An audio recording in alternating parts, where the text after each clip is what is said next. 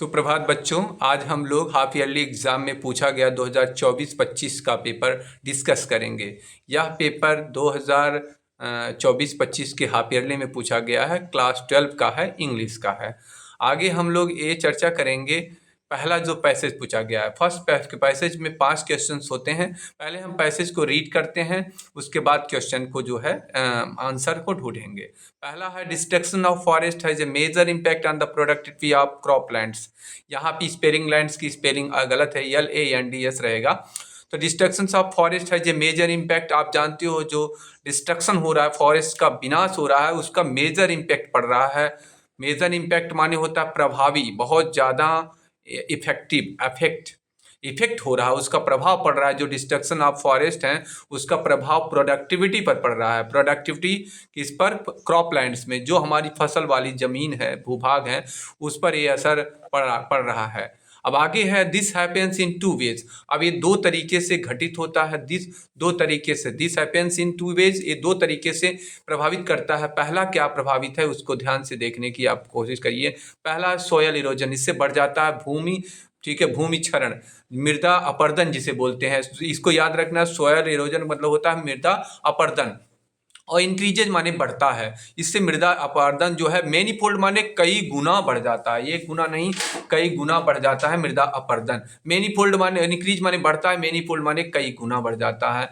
And the soil literally gets washed away. आप जानते हो मृदा अपरदन में जैसे कि जो मिट्टियां रहती हैं वो बह जाती हैं, और आप बताओ हमेशा मिट्टी नीचे वाली बहती है, नीचे वाली। देखो वॉश्ड अवे, जो ऊपर वाली जिसमें अच्छी मिट्टी होती है वो बह जाती है, जिसमें अच्छी फसलें हो सकती हैं। पहला कारण जो होता है, और ये किसके कारण होता है? डिस्ट्रक्शन ऑफ फॉरेस्ट के कारण। आगे हम अगला क्वेश्चन देखते हैं, leading to an accentuate cycle of floods and droughts. अब देखो इससे क्या होता है? फ्लड्स माने होता है बाढ़, कृपया इसको ध्यान देना। फ्लड्स माने बाढ़ होता है और ड्राफ्ट माने सूखा, और दोनों एक दूसरे के एंटानिम भी है। अगर बाढ़ का उल्टा क्या है? सूखा। But equally important is the impact of shortage of the wood. अब इससे क्या है? सभी वन खत्म हो जाएंगे, तो इससे क्या हो जाएगा? बाद में हमारी आने वाली पीढ़ियां, जो कमिंग जनरेशन है, उनकी जो लकड़ियां हैं, जिनसे जो लकड़ी है, लकड़ी से क्या नहीं बनता है? घर बनता है, बहुत सारे कारखाने चलते हैं, फर्नीचर उद्योग बनता है, लकड़ी से हमारी जलौनी निकलती है। तो जितनी भी जलौनी है उन सब की कमी आ जाएगी। प्रोडक्टिविटी ऑफ क्रॉपलैंड्स, और जो फसल है, प्रोडक्टिविटी है क्रॉप की, फसलों की जो प्रोडक्टिविटी है, उत्पादकता है, वो में उसमें भी जो है कमी आ जाएगी, वो धीरे धीरे असर हो जाएगा, शॉर्टेज आ जाएगी। व्हेन फायरवुड बिकम्स स्केर्स, अब कह रहा है कि जब जो जलौनी होंगी, लकड़ियां कम हो जाएंगी, कमी आ जाएगी, people begin to burn cow dung. उसके बाद लोग क्या कर देते हैं? जो काउ डंग होती है, गाय का गोबर होता है काउ डंग माने, एंड क्रॉप वेस्ट, और जो फसलें नुकसान होती हैं उसका यूज, उसको जलाना शुरू कर देते हैं। In many places in our country, हमारे देश में कई प्लेस पर, बहुत सारे स्थानों पे जो काउ डंग है और क्रॉप वेस्ट, जो काउ डंग होते हैं और फसलों के जो बर्बादी होती है, वेस्ट्स होते हैं, ये मेजर सोर्स हैं खाना बनाने के। हमारे देश में जो काउ डंग है, गाय का गोबर है, और क्रॉप वेस्ट माने जो है फसलें बर्बाद होती, जैसे हम लोग बचपन में याद है, जो अरहर का जो पेड़ होता उसको चूल्हे में लगाया जाता था, खाना बनता था। ऐसे भी बहुत सारी फसलें होती हैं, सरसों की लकड़ियां लगा लगा के माँ लोग बनाती थी। तो और उसके बाद गाय का जो गोबर होता है, हमारे यहाँ आप लोग उपड़ी बोलते होंगे, हमारे यहाँ ठीक है, गोईठी बोलते हैं। तो काउ डंग और क्रॉप वेस्ट जो फसलों का होता है, ये सारी चीज़ें हमारे मेजर सोर्स है, मतलब मुख्य सोर्स है, संसाधन है, क्या करने के लिए? कुकिंग, मतलब खाना पकाने की ऊर्जा का साधन बना चुका है। इसी से हम लोग एनर्जी जो है ऊर्जा प्राप्त करते हैं, खाना बनाने के लिए एक जलौनी ग्रुप में यूज करते हैं। कंसिक्वेंटली माने होता है फाइनली, ये दिमाग में रखना। एक और वर्ड मिला कंसिक्वेंटली माने होता है जो है, क्या नाम है, ठीक है। चलिए आगे देखते हैं, हम आप अगला चर्चा करते हैं। हमने क्या किया? कंसिक्वेंटली माने होता है, कंसिक्वेंटली मतलब होता है, आपको बता दिए, कॉन्सिक्वेंटली माने होता है परिणाम स्वरूप, मतलब finally the plants gets used and nothing goes back to the soil.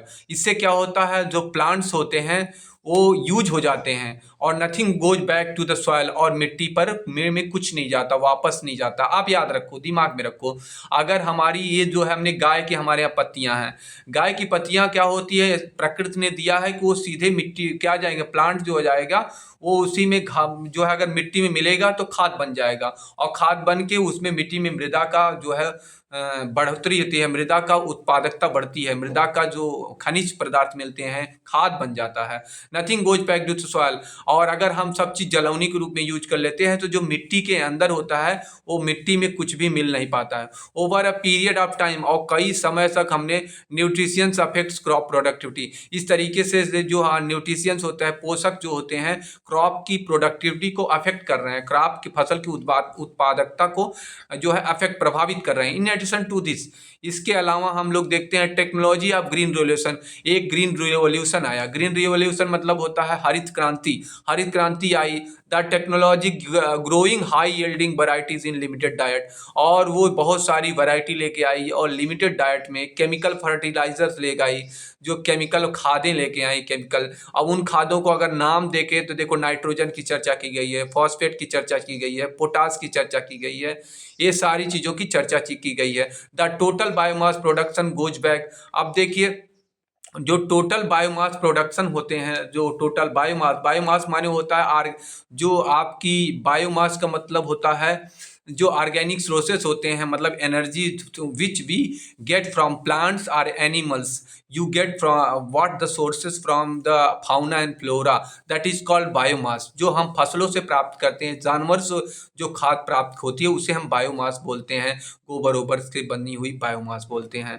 और वही कह रहा है, and so does the drain of the nutrition from the soil. अब बताओ, हम जब केमिकल फर्टिलाइजर यूज करने लगे तो जो हमारी जैविक खादें थी वो नष्ट हो गई, और केमिकल जो थी वो हमारे जो न्यूट्रिशन है मिट्टी से उनको फिनिश कर दी, उनको खराब कर दी, नुकसान कर दी, खराब हो गया।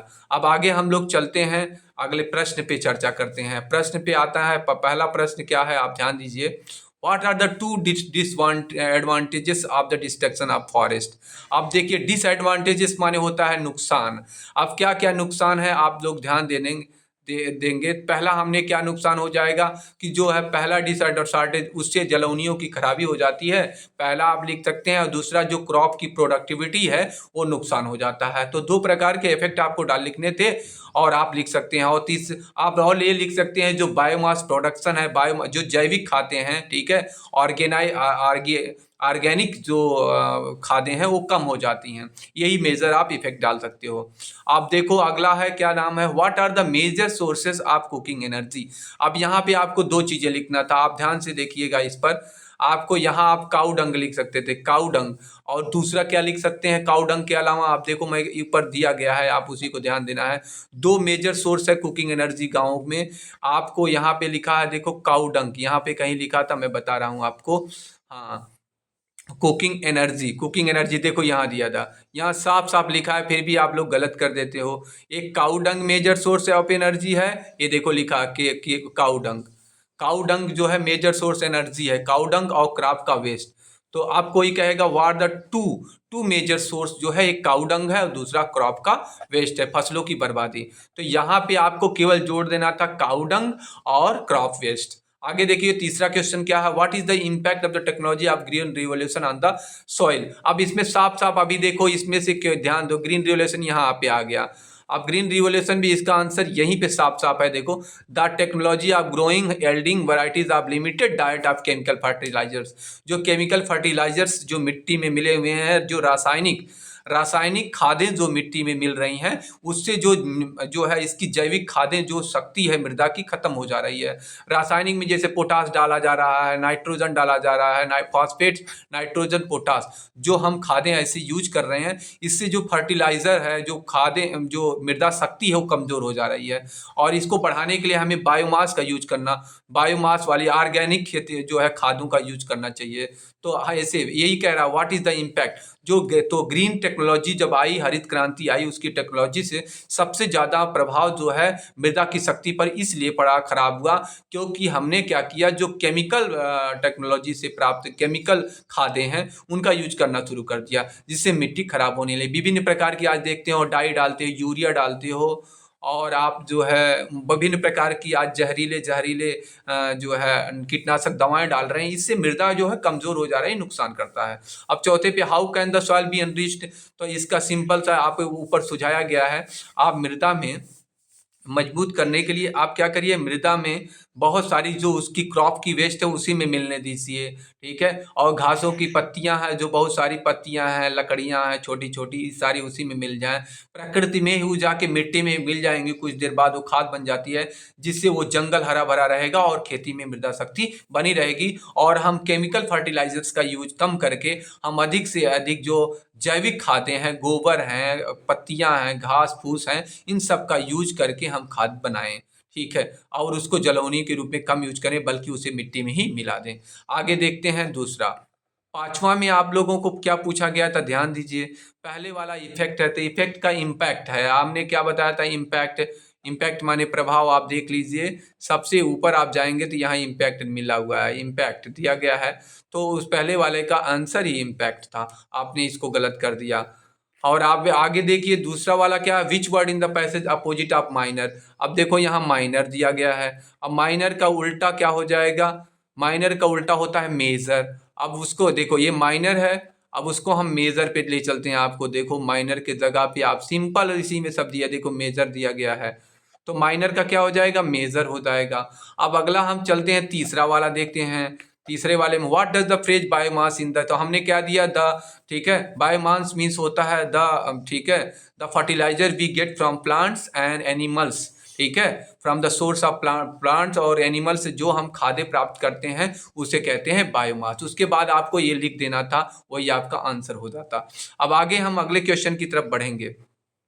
Right an article on any one of the following topics in about 100 and 150 words. अब इसमें देखो टेलीविजन पे जो बच्चे देख रहे हैं, छोटे छोटे बच्चे, हम सभी के घर में छोटे छोटे बच्चे से अगर रिमोट ले लीजिए तो चिल्लाने लगते हैं, और वो टेलीविजन दिन भर कार्टून देख रहे हैं। यहाँ पे भी टीचर कॉलोनी में बहुत सारे बच्चे छोटे छोटे टेलीविजन लेकर दिन भर मोबाइल देख रहे हैं और टेलीविजन देख रहे हैं, उससे जो आंखों की शक्ति समाप्त हो रही है, उनसे क्या क्या क्या नुकसान है, इसके बारे में आपको लिखना था, बहुत ईजी था। आगे था आपके फादर के रोल के बारे में बताया था, पिता के रोल में, father is a blessing, father is a love, father is a feeling, father is a word.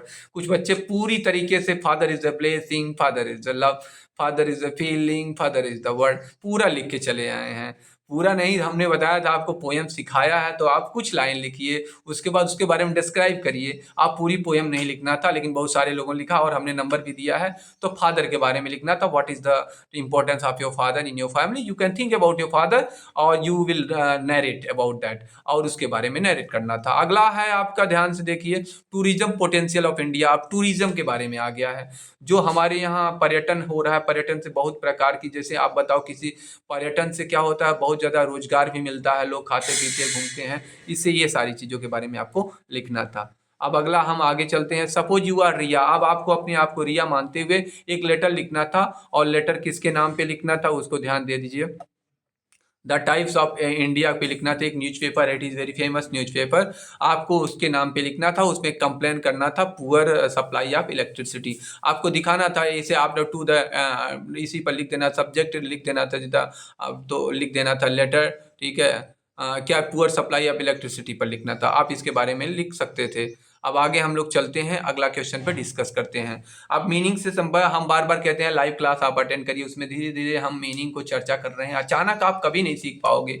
Live class में ये होता है हम धीरे धीरे चलते हैं, आजकल लोगों को बहुत तेज चाहिए। आप कोशिश करो, लाइव क्लास अटेंड करो और मीनिंग आपकी डेवलप होगी। लाइए हम देखते हैं, अब आगे आपकी मर्जी। अब देखते हैं क्या क्या मीनिंग है। Someone who damages public authority, आप जानते हो कुछ लोग क्या होता है, पब्लिक जो सार्वजनिक संपत्ति गवर्नमेंट की प्रॉपर्टी है उसको बहुत जानबूझकर नुकसान पहुंचे, डेलिबरेटली, हमने इसको चर्चा किया लाइव क्लास में, डेलिबरेटली जानबूझकर जो नुकसान पहुंचा होता है उसको बोलते हैं वेंडल। चलो अच्छा, अगला का मीनिंग भी जान जाते हैं, तो इसका आंसर हो जाएगा वेंडल। लेकिन कुछ मीनिंग है उसके बारे में ध्यान देते। सेक्रीफाइस माने होता है किसी के लिए अपना बलिदान देना, त्याग होता है। स्टोइक माने को होता कोई होता है जो सांसारिक चीजों से दूर हो जाता है। वेनियल माने में शायद इसका मीनिंग सही नहीं है, देख लेंगे बाद में। आगे देखो, एंटानिम पूछ रहा है मंडेन का। मंडेन माने होता है, क्या होता है, मंडेन माने होता है नीरस, और इसका हो जाए ऑर्डिनरी, कोई चीज ऑर्डिनरी हो, मंडेन का मतलब ऑर्डिनरी, और इसका अगर एंटानिम देखा जाए तो एक्स्ट्रा ऑर्डिनरी हो जाएगा। तो इसका बारे में भी हम लाइव क्लास में चर्चा की, आप एक बार देख लेना।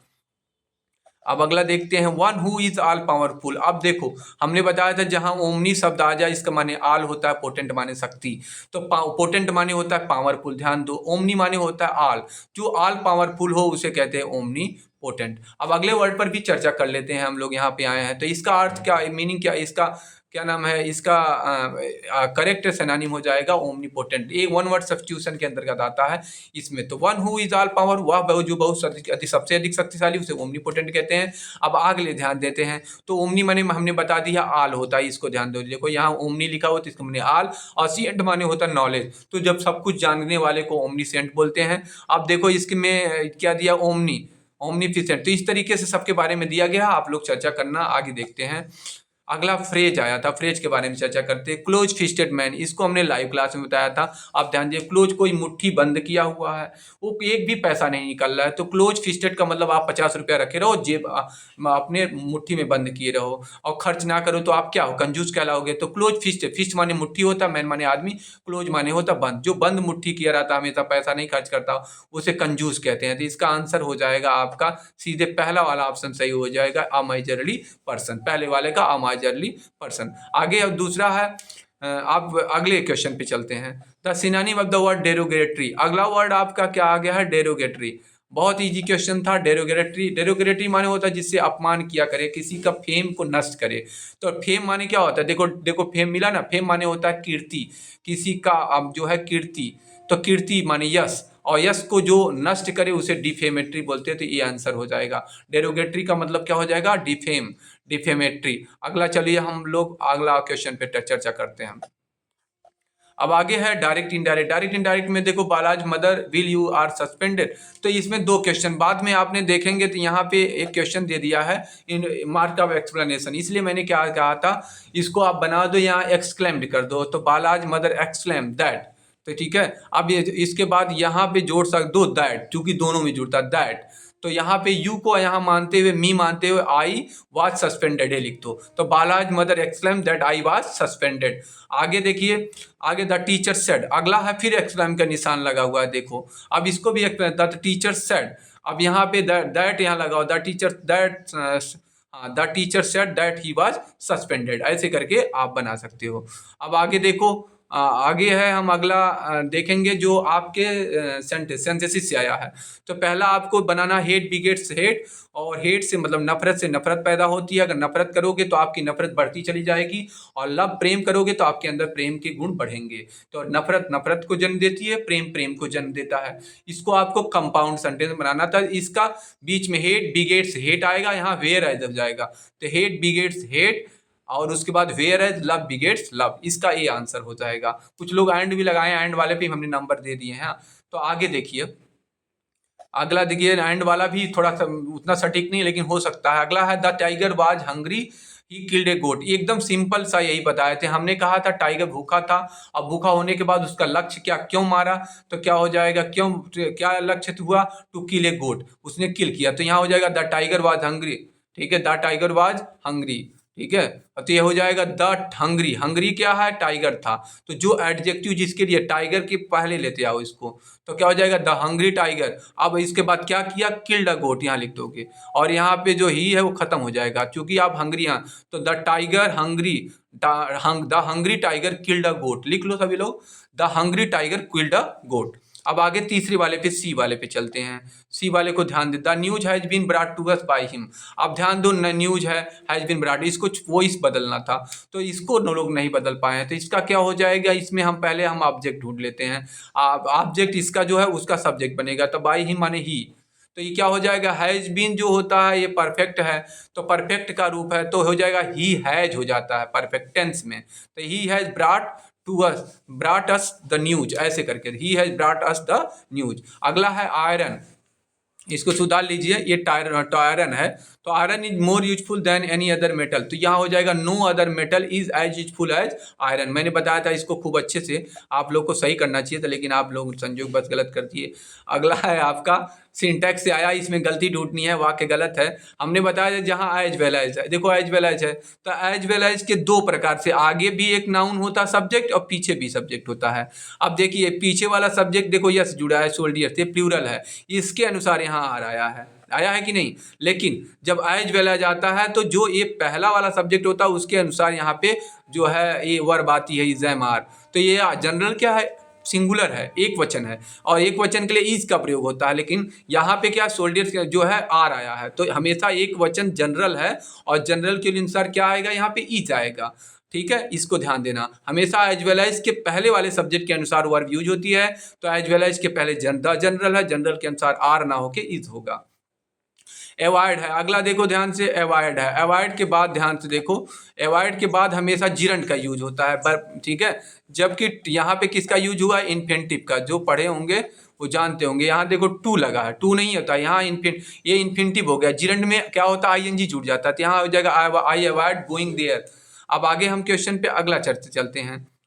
चेक और चेक, इसको ध्यान दीजिए। चेक मतलब पहला है आई चेक योर कॉपी, मैं आपकी कॉपी चेक करता हूँ, इसको लिख सकते हो। और दूसरा क्या होता है, आई रिसीव्ड द मनी, मैंने जो है रिसीव किया money in the form of cheque. मैं कैसे मनी चेक किया, प्राप्त किया, चेक के फॉर्म में। गया जो है मुझे, जैसे कि कोई मान लीजिए राजकिशोर ने मुझे क्या क्या दे दिया, मनी दे दिया चेक के में, लीजिए 50,000 लीजिए, तो चेक के फॉर्म में। एक कैश होता है, एक चेक होता है। तो पहले का मतलब होता है चेक करना, आई चेक योर कॉपी। दूसरे का I receive the money in the form of cheque. अब दूसरे वाले में हम देखते हैं वीक है। अब ध्यान देना, वीक माने क्या होता है, कंसिक्यूटिव डेज ऑफ 7 डेज, लगातार 7 दिन को बोलते हैं वीक। और उसके बाद दूसरा वाला जो वीक है इसका माने कमजोर। तो आप सिंपल से लिखो there are 7 days in a week, एक सप्ताह में कितने दिन होते हैं, 7 दिन। दूसरे वाले को लिखो I am weak in English, ऐसे करके आप लोग लिख सकते हो। अब आगे देखो, अगला है एक मगर और एक बिच्छू, ट्रांसलेशन है, ध्यान से ट्रांसलेशन सीखो। एक मगर और बिच्छू गहरे मित्र थे, तो इसका क्या हो जाएगा, दोनों है। इसमें पहले जब यूज करते हैं इंडेफिनिट आर्टिकल आ जाता है। एक का क्या हो जाएगा, ए क्रोकोडाइल एंड एक स्कॉर्पियन, दोनों लिखो, a crocodile and a scorpion were close friends, यहाँ पे लिखता है। और नदी किनारे रहा करते थे। अब यहाँ पे और नदी किनारे एंड यूज टू लिव, ठीक है, ऑन द रिवर, और वे कहाँ रहा करते थे, नदी के किनारे। आगे है वर्षा बहुत तेज होने के कारण नदी में बाढ़ आ गई, तो क्या हो जाएगा, नदी के, द रिवर फ्लोडेड। यहाँ देखो नदी क्या सब्जेक्ट, नदी में बाढ़ आ गई तो इसका हो जाएगा द रिवर फ्लडेड। फ्लड माने बाढ़, अभी ऊपर बताए थे। द रिवर फ्लडेड क्योंकि ड्यू टू हैवी रेन, बहुत तेज बारिश हो रही, इसलिए क्या हो गया, नदी में बाढ़ आ गई।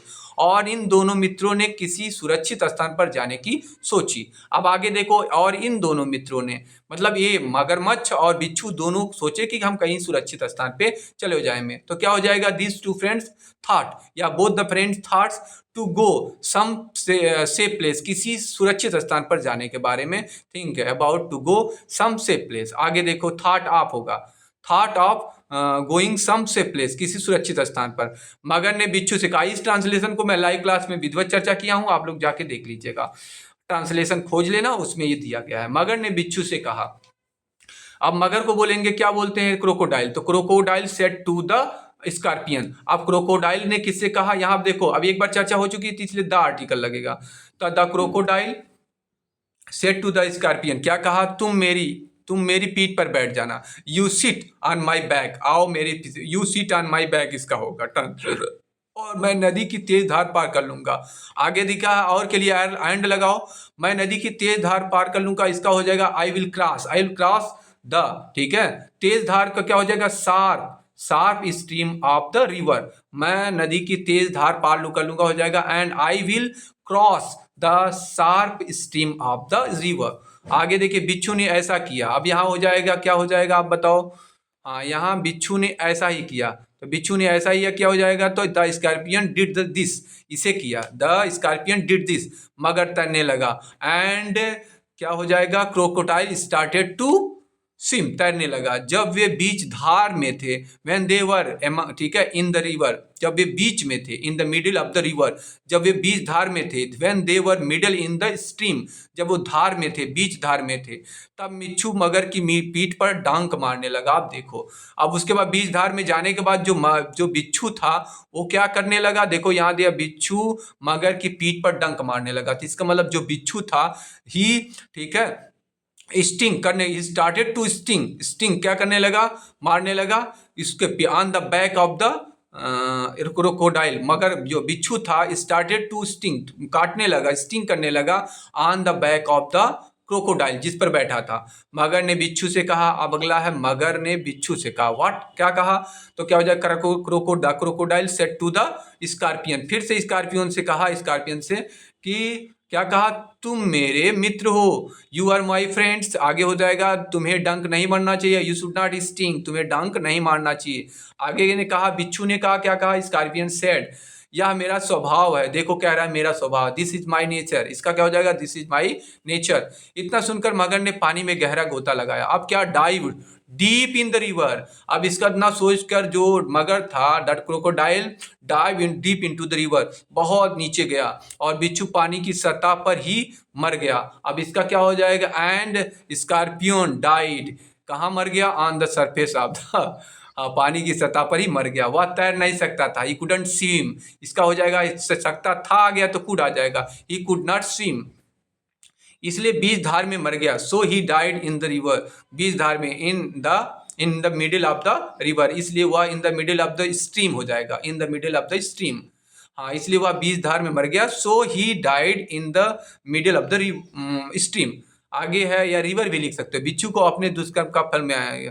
अब इस तरीके से जो बिच्छू था, scorpion got his fruit of his work, अपने कर्म का, अपने डीड का, वर्क का फल मिल गया। आगे देखो, इसको मैंने क्या किया है, इस ट्रांसलेशन को मैंने तेजी से आपको बताया है, जल्दी से मैं कवर करना है। इसको जाके आप लाइव क्लास में देख लेंगे, सारी चीजें आराम से समझ लेंगे, सब चीजें उसमें चर्चा की गई है। आगे चलेंगे हम अगले क्वेश्चन की तरफ।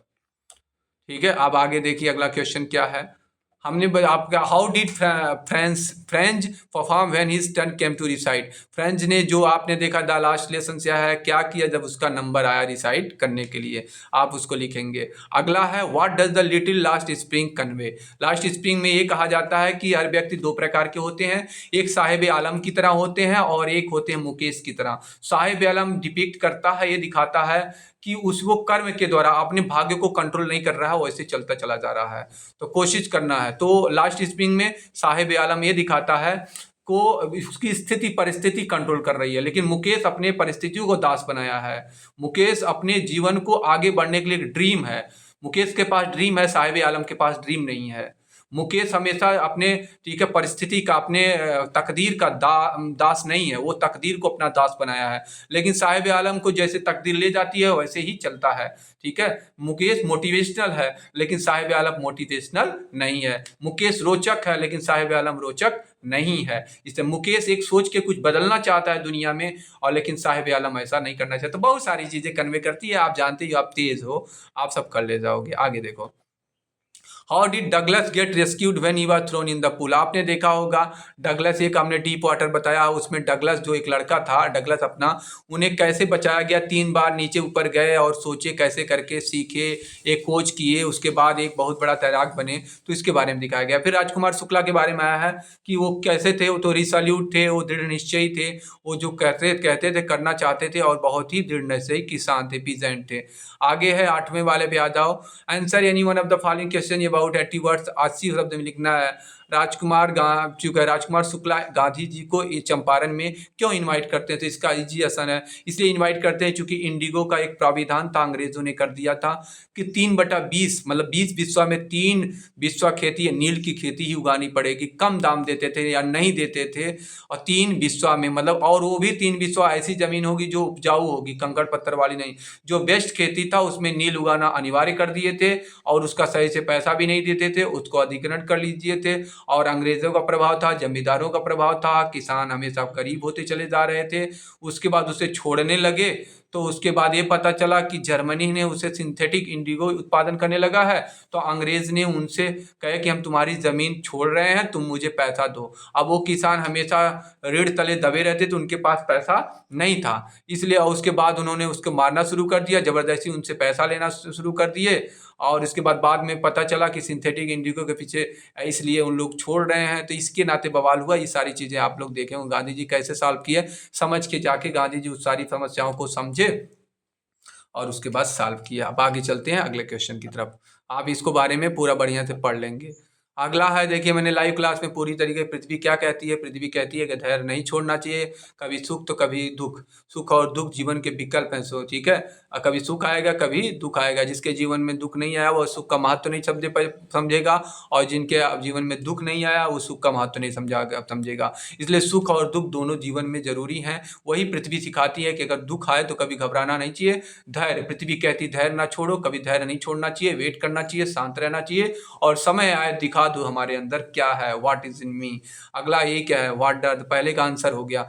दूसरे का है what is the significance of keeping quiet. Keeping quiet का क्या सिग्निफिकेंस है, तो the significance of keeping quiet ये है कि हम थोड़ी बार शांत होते हैं तो हम अपने बारे में सोच लेते हैं, हमारे अंदर पुनः एनर्जी आ जाती है। जैसे सोच लेते हो तो सुबह एनर्जी आ जाती है।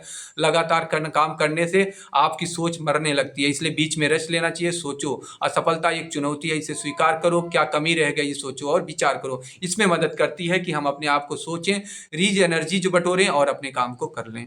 अगला, वेयर डज द पोएट गो। आप कहाँ कभी जा, वेयर डज द पोएट गो, कहाँ जाता है, तो कह रहा है कि ठीक है आप 12 तक, मतलब ये कहता है कि मैं अपने काम पे चला जाऊंगा, ठीक है 12 सेकंड तक। तो यही कह रहता है कि पोएट डज द पोएट को, पोएट कहाँ जाता है, तो 12 तक गिनती करने के बाद वो जाता है अपने काम में लिप्त हो जाता है। चूंकि 12 से 1 से लेकर 12 तक वो शांत था, अब उसके बाद फिर से जाके एनर्जी प्राप्त कर लिया है, उसके बाद जाके अच्छे अच्छे काम करेगा, दुनिया का अपना जीवन में नाम करेगा। आगे, राइट एनी सेंट्रल आइडिया। अब हम देखो एक सेंट्रल आइडिया चर्चा किया था, my mother eight 60, mother is a blessing, mother is a love, mother is a feeling, mother is the word, ठीक है। और एक गुनगुन थी लिखी थी, ठीक है, हाँ, कहाँ मिली माई के अचरा को छाँव हो, बड़ा निकला गेला बचपन के गाँव हो, इसको गुनगुन लिखी थी। कहाँ मिली माई के अचरा के उछाव हो, बड़ा निकला गेला बचपन के गाँव हो। बहुत अच्छा सटीक वर्णन की थी। और ये भी लिखी थी, my mother is a blessing, mother is a love, mother is a feeling, mother is the word. ये गुनगुन लिखी थी, बहुत अच्छा लगा, मैंने उसको एक्स्ट्रा नंबर भी दिया। और ऐसे करने के बाद खुशी भी होती है। आगे देखिए, इसमें ये दिखाया गया कोचीन से जब अपने पेरेंट्स के घर पे, अपने माँ के घर गई थी, उसके बाद जब कोचीन की तरफ जा रही थी, उसके बारे में क्या क्या देखती अपनी माँ पे। बच्चे बाहर खेल रहे हैं, दुखी हो जाती माँ की स्थिति को देखकर, फिर बच्चों की तरफ बहलाती अपने मन को, पेड़ों को देखती है। उसके बाद कोचीन पे एयरपोर्ट पे लोग पहुँचते हैं गाड़ी में बैठ के, वहाँ पे चेकअप होता है, ये सारी चीज़ें वर्णन किया गया है। तो इसमें स्थिति दिखाई गई है किस तरीके आदमी का एज के अनुसार, युवावस्था के अनुसार उसका जीवन नष्ट होने लगता है और उसका कमजोर पड़ जाता है। तो हमारा ये दिखाया गया कि वी आर मॉर्टल, हम नश्वर हैं, एक दिन हमारा नाश हो जाएगा। इसलिए हमें जीवन में हमेशा अच्छा काम करना चाहिए, ठीक है। जो है शक्ति और किस तरीके से हम अपनी एज के गिरफ्त में आ जाते हैं, ये सारी चीज़ दिखाई गई है। आगे देखिए, और मदर से ममता दिखाया गया है, किस तरीके से ममता जो है होती है, और माँ की ममता दिखाया गया है, ठीक है। तो इसमें एक प्रेम है, वात्सल्य रस का प्रयोग किया गया है। आगे देखिए, answer the following question in 40 words, 40 शब्दों में देना है। गोंडवाना एक लैंड है जो अंटार्कटिका में द्वीप में है, वहाँ पे लोग जाते हैं और वहाँ के बारे में देखते हैं कि कितना सुंदर था, वहाँ से किस तरीके से बर्फ पिघल रही है, किस तरीके से क्लाइमेट चेंज हुई, ये सारी चीज़ें दिखाया गया है। आगे देखिए, how does the Charlie describe the past. Charlie कैसे पास्ट को दिखाता है, देखो किस तरीके से इसमें वर्णन किया गया है। टाइगर किंग में जिसमें 99 टाइगर थे, मारना था, ये उसे भविष्यवाणी की गई थी कि 99 तो मार लेगा लेकिन 100 नहीं मार पाएगा, ये सारी चीज़ें। और उन्हें टाइगर मारने के कारण ही उसका नाम क्या पड़ गया, टाइगर किंग, आप जानते ही हो। आगे चलते हैं, describe Sadao as a true doctor. Sadao एक ट्रू डॉक्टर था क्योंकि वो अपने देश के प्रति, उसका पहला कर्तव्य था देश को सूचित भी किया गया, साथ ही साथ डॉक्टर का पहला कर्तव्य होता है मरीज को प्रत्येक स्थिति में जीवित रखना, डॉक्टर का पहला काम है, चाहे वो कहीं का भी हो, इसमें दिखाया गया है। आगे, what action were taken by Maharaja to escape the prophecy. अब जो भविष्यवाणी हुई थी महाराजा को कि उसे जो है भविष्यवाणी हुई कि उसकी मृत्यु बाघ के द्वारा हुई, चूंकि उसका जो जन्म हुआ है बुल नक्षत्र में हुआ, सांड वाले नक्षत्र में हुआ, इसके लिए सांड का दुश्मन बाघ होता है, इसलिए बाघ जो है इसको मार डालेगा राजा को। तो उसने क्या किया, ये भविष्यवाणी हुई थी कि 100वां बाघ मारेगा, तो इसने क्या किया, अपनी भविष्यवाणी को गलत ठहराने के लिए उसने जो है बाघ मारना शुरू कर दिया। अपने राज्य का मारा, फिर दूसरे राज्य में शादी कर डाली और उसके बाद उसके राज्य को मारा। इस तरीके से वह 99 बाघ मार डाला और 100वां बाघ के लिए जब तलाश होने लगी तो 100वां बाघ को मारा नहीं थे और बाघ बेहोश हो गया था। उसके बाद एक दिन जो है मरा नहीं था एक्चुअली, एक दिन फिर तब उसके बाद वो अपने बेटे का 3रा जन्मदिन था, जन्मदिन में जब वो आ रहे थे, उसी जन्मदिन के अवसर पे वो जो है सोचा एक गिफ्ट दूंगा, तो एक लकड़ी का बाग दिया और लकड़ी के एक जो है एक नोक उसके हाथ में लग जाती है और इससे बहुत ज़्यादा इन्फेक्शन फैल जाता है और बहुत सारे डॉक्टर आते हैं लेकिन कोई सही नहीं कर पाता है, ऑपरेशन होता है और उसके बाद वो जो है बच नहीं पाता, उसकी मृत्यु हो जाती है। तो उसका नाम इसीलिए दिखा गया है कि वो कैसे बचना चाहा, इसी प्रकार से बचना चाहा, इन केन प्रकारण वो 100 बाघ मारना चाहा हर तरीके से, लेकिन वो बचा नहीं। इसमें ये दिखाया गया है जो हमारे नियति में लिखा गया है, ठीक है, जो समय से ना संभला वो जीवन भर रोता है। नियति, ठीक है, नियति निरंतर के हाथों में परिणाम भयंकर होता है। ठीक है, तो ध्यान देना, तकदीर में जो लिखा होगा, इसलिए तकदीर की चिंता ना करके हमें कर्म में लिप्त रहना चाहिए और हमें लगातार हर पल का एंजॉय लेना चाहिए। यही इसमें सिखाया गया, क्योंकि समय की गति और लहर की गति कभी वापस नहीं होती है। इसलिए समय की गति और लहर की गति का, समय का महत्वपूर्ण समझना चाहिए और हमें जीवन में सदैव आगे बढ़ने की कोशिश करनी चाहिए। बहुत बहुत शुक्रिया, तुम लोगों ने इतना सुना। आगे कोशिश करिए कि आप इसको ध्यान से सुनिए, ये सीरीज चलती रहेगी। शुक्रिया।